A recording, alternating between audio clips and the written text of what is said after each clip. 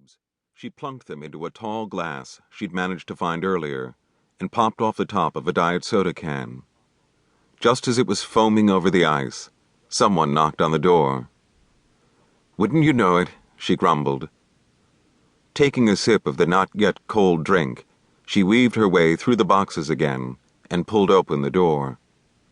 "It's about time," she said querulously. "I beg your pardon?" the man on the doorstep said.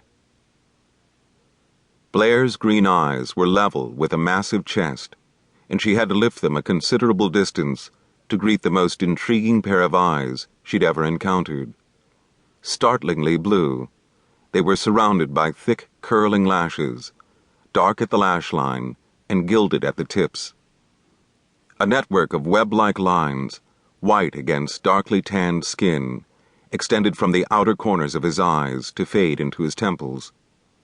Brows well-defined, but thick, arched over the eyes that were examining her as closely as she was him. To avoid that careful scrutiny, she quickly lowered her eyes, mistakenly thinking that would be the safest thing to do.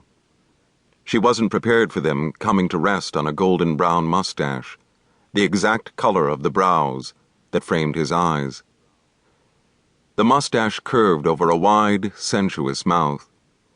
Beneath sculptured lips was a strong, firm chin, with a vertical dent carved into its center.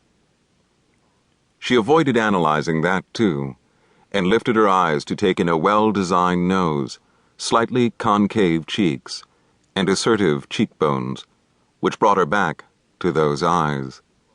They hadn't wavered from her face. All in all, it was the most marvelous assembly of masculine features Blair had ever seen. She felt like stammering, but somehow managed not to, when she demanded, "Didn't anyone tell you how to get here?" He shook the head that was capped with blonde wavy hair, slightly silvered at the temples. "No." "Well, it's no wonder you're over an hour late. None of the streets in this town are marked with signs," she said crossly. Stepping aside, she said, "Come on in. I need you more now than I did when I called." He stepped through the door, and she closed it behind him to conserve the air that flowed from the one-window air-conditioning unit that cooled the entire apartment.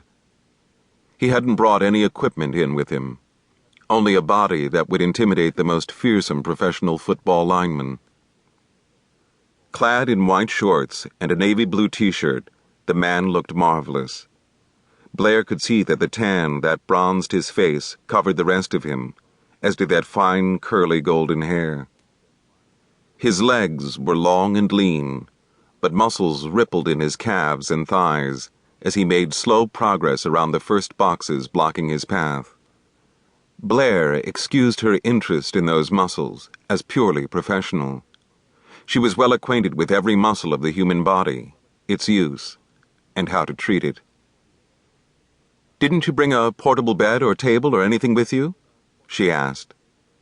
He stopped suddenly and turned around to face her. "No." She sighed. "It's just as well. I don't know where we would have put it. I've already padded the kitchen table with a quilt. Will that be all right?"